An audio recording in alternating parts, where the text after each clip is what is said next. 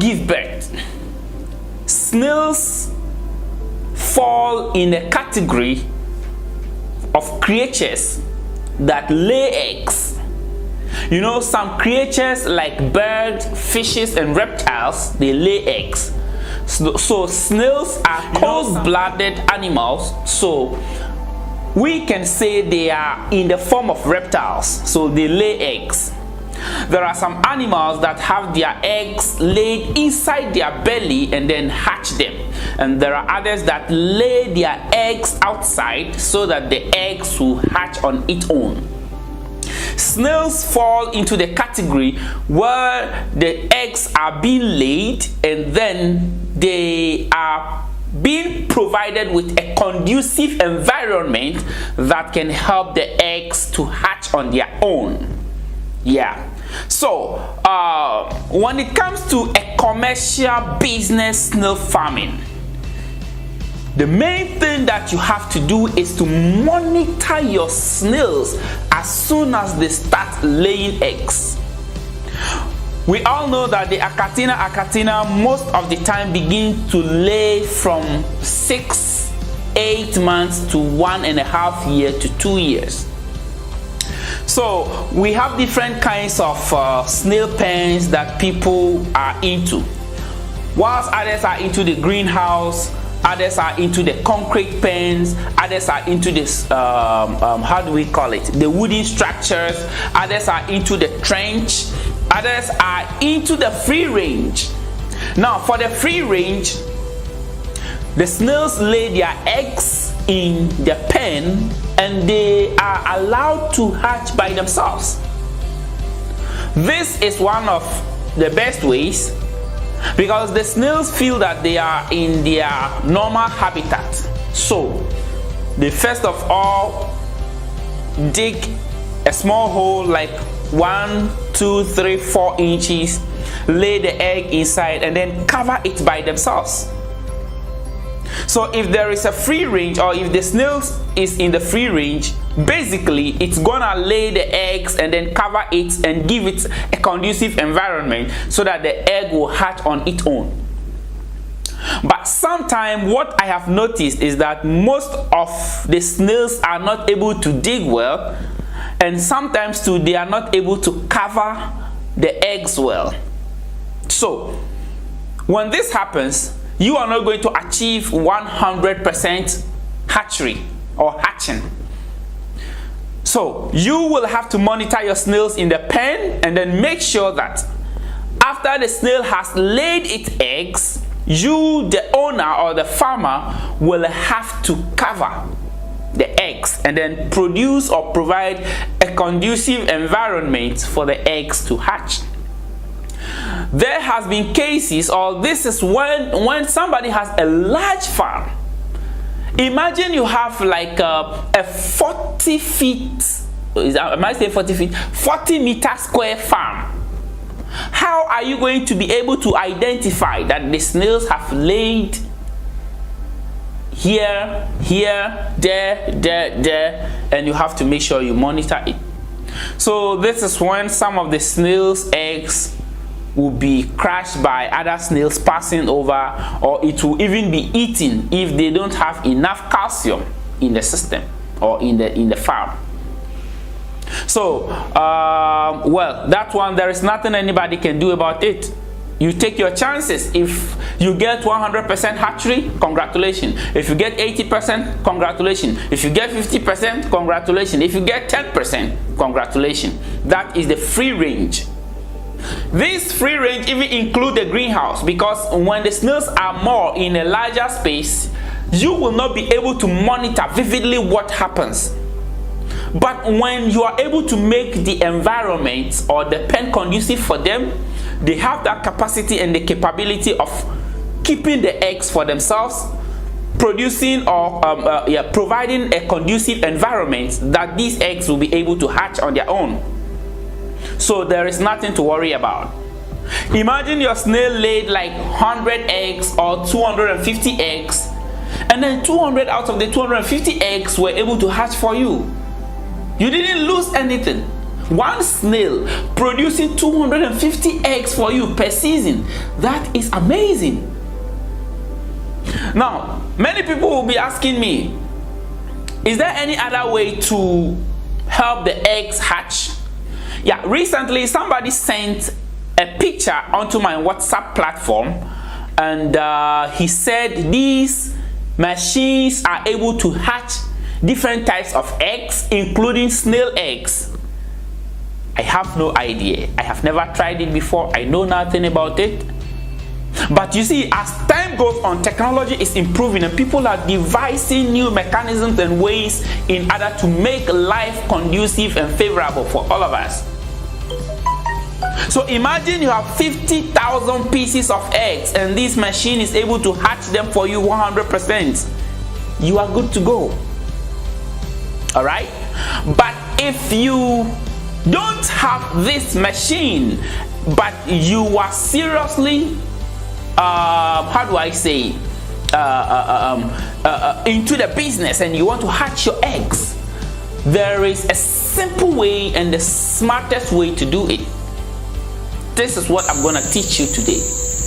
I will try to do some experiment because where I am here now, I don't have my farm with me, but I will try to do a little bit of experiment.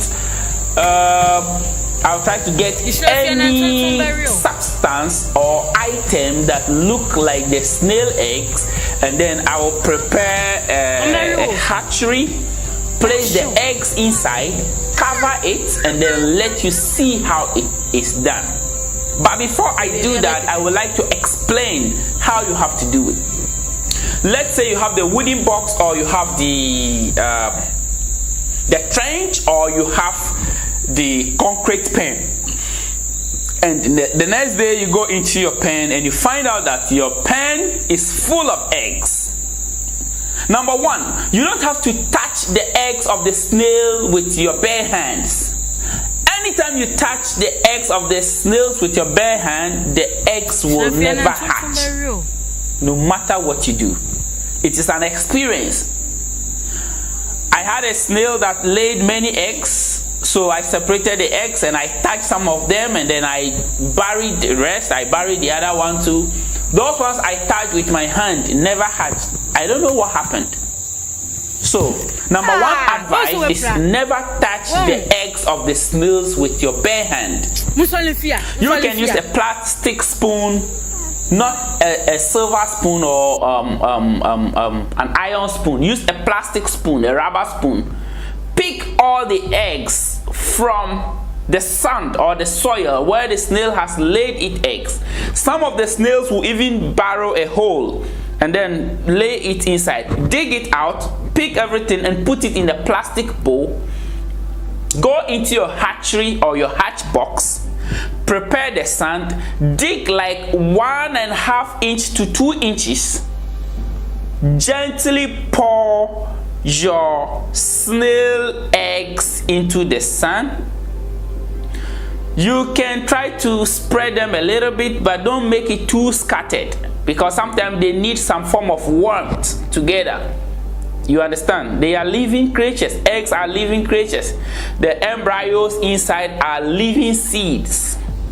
So you put them together, then you cover it with an 1 inch or 1.5 inch of sand or soil. Then every morning or evening you make sure that you sprinkle a little bit of water on it. Don't pour water, sprinkle. Don't make it wet, but just moisture it. The eggs are going to hatch within 21 days to 47 days. That is it. I taught my wife and she did it and she had 100% hatchery. Now for the achatina, when the eggs are hatched, the baby snails are so tiny. They are so minute to the extent that you might not even see them when you are around. And you will have to transfer or transport them from the hatchery to the grower box. So there is another way that it is done. One day I pray I'll be home soon and then I'll do these practicals for you to see. The only thing you have to do to transport these tiny snails from the hatchery to the main box is by putting a cocoyam leaf inside the box, sprinkle a little bit of water on it in the evening, wait for an hour or two. By the time you go there, all the little snails will climb onto the cocoyam leaves. Just lift the cocoyam leaves, whether you have a bucket with you or anything, a pan or anything, a bowl, lift the cocoyam leaves into this bucket and then transfer it gently into your grower box. You are done. Start feeding them. For the first 2-3 weeks, keep giving them cocoyam leaves. Your snails will grow. Follow me as I show you the little process that I want to do so that you know how snails can be hatched.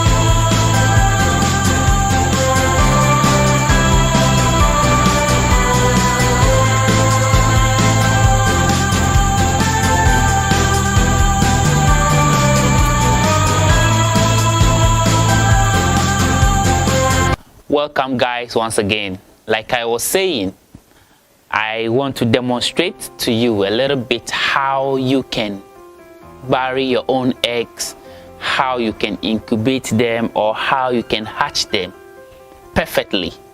Yes, as you can see behind me here, I have a small garden here. That is what I use for some of my demonstrations. Yes, you can see I have some vegetables here. Yeah, I want you to see them well. Yeah, so you can see there are lots planted here, a lot. It's behind the house. Yeah, you can see for yourself. A lot is in there.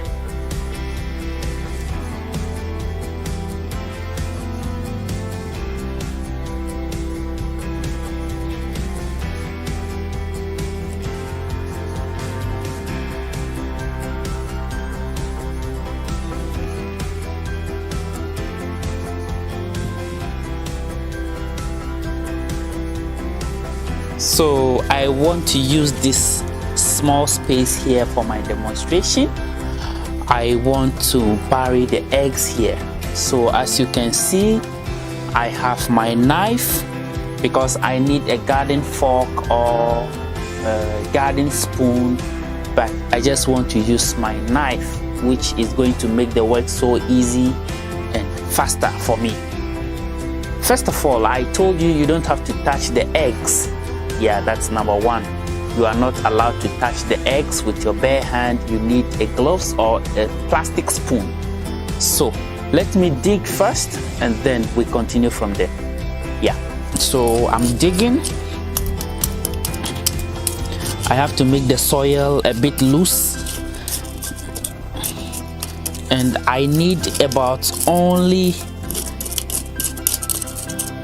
2 to 4 inches. Yeah, so that's what I'm doing now.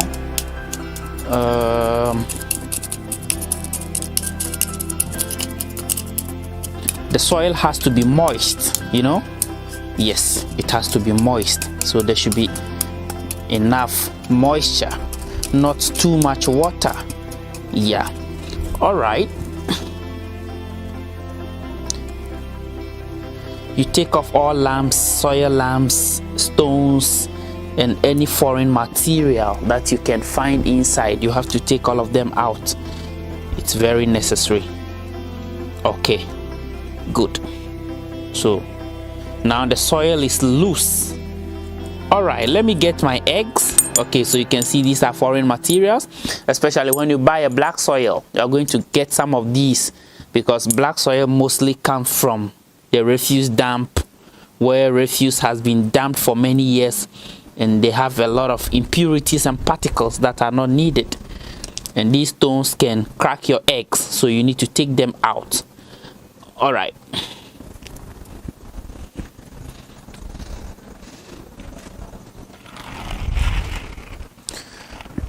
So these are my eggs. If you can see them, yeah. Those are my eggs.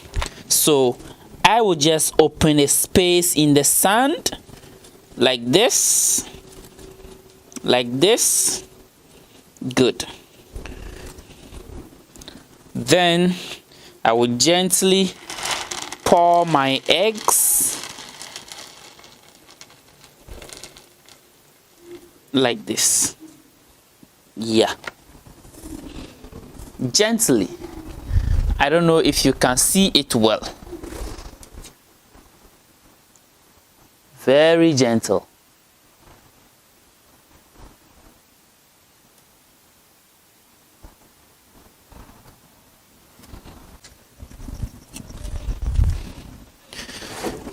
Great.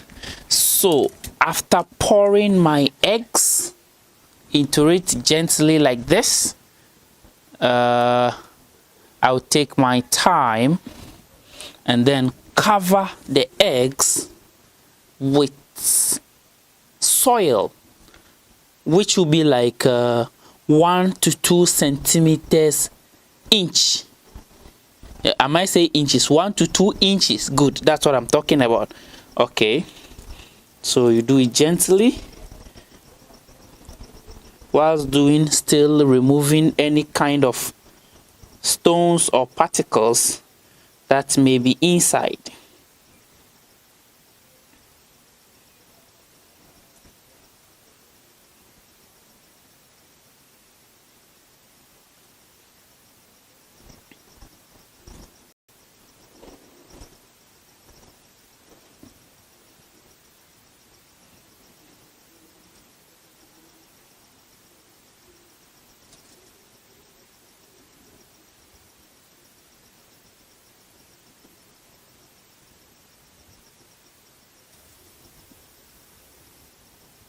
Great.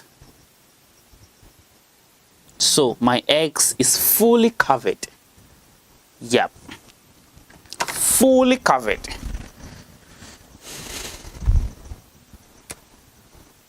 You can see for yourself, fully covered. So the only thing you have to do is to be sprinkling water on it every evening, every night, or every morning. So we do the sprinkling. A little bit of amount of water is enough. It's enough. Yeah, that's it. You do this in the morning, you do it in the afternoon, or in the evening, but mostly twice a day is okay. If you don't have too much time, once a day is enough. Your eggs will start hatching after 21 days to 47 days. Congratulations. Yeah, so today we've gone through the process of how to bury your eggs, how to take care of them, how to incubate, and then how to hatch them. You have to provide a nice environment, a conducive environment that will help your eggs to hatch peacefully and successfully. If you do these little tricks and steps that I just taught you, you might be able to get like 80 to 90 to 100% hatchery.